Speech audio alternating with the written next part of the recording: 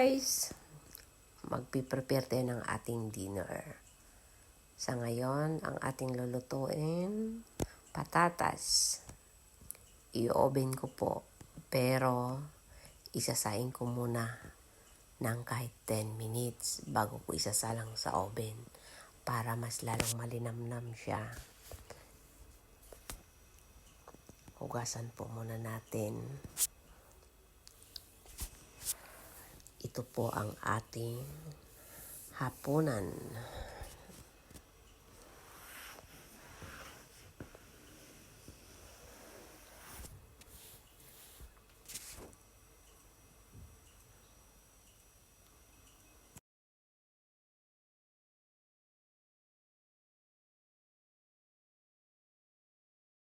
Kita nyo po, yan ang ating isda. Linisan po muna natin kasi bagong bili po.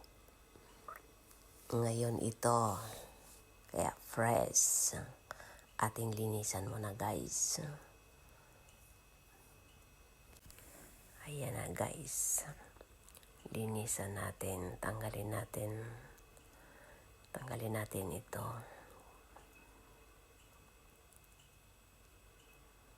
Okay.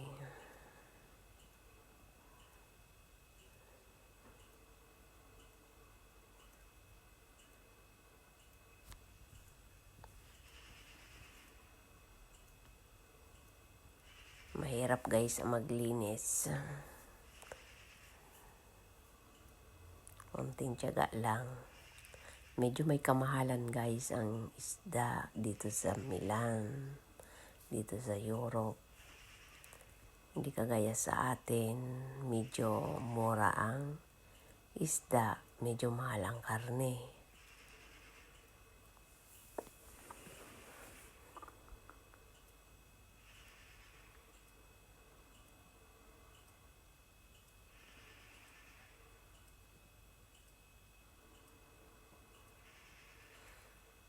Lilinisan muna natin ng salt bago ang final na. Ganito po ang aking way ng paglilinis ng isda. Kung ano man po ang sa inyo, okay lang po yun.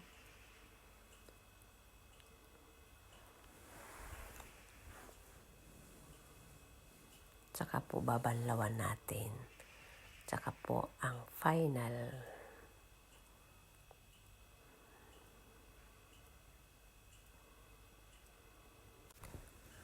Ayan na guys. Lagyan natin ng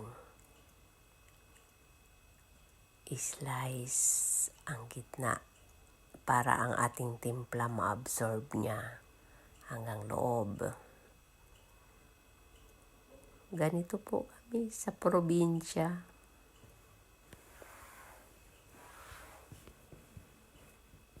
At atin na ngayon lalagyan ng mga ingredients. Ito po ang ating tray.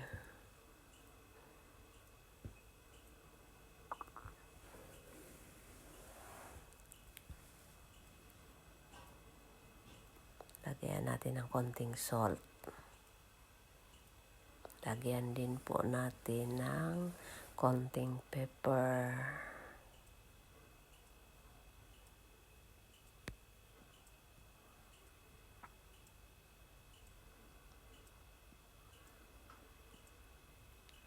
At lagyan natin ng lemon. Para may konting asim siya guys.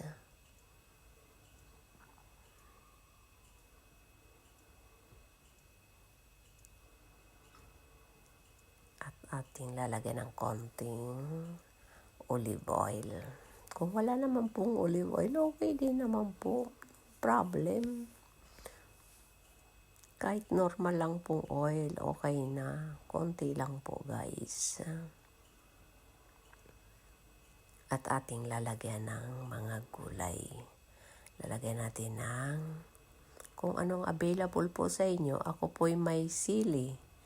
Kaya lagyan ko po ng sibuyas.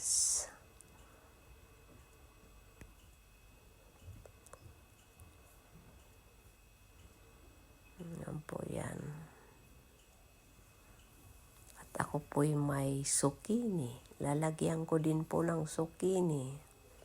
Kung ano pong gulay meron kayo, okay po yun. Sa naaayon po sa inyong panlasa. Lagyan po natin ng rosemary. Pandagdag din po ito ng sarap. Di ba guys? Kanya-kanyang diskarte lang po ang pagluluto. Kung ano po ang gusto nyong ilagay, pwede din po tanglad. Kung mayroon, okay din po yun. Ito po'y galing sa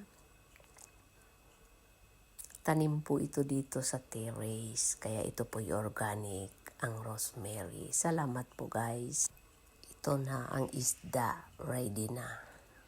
Tingnan nyo po guys. Tingin pa lang masarap na. Ito na ang patatas natin for dinner. Ready na ang aming dinner. Salamat guys sa panonood.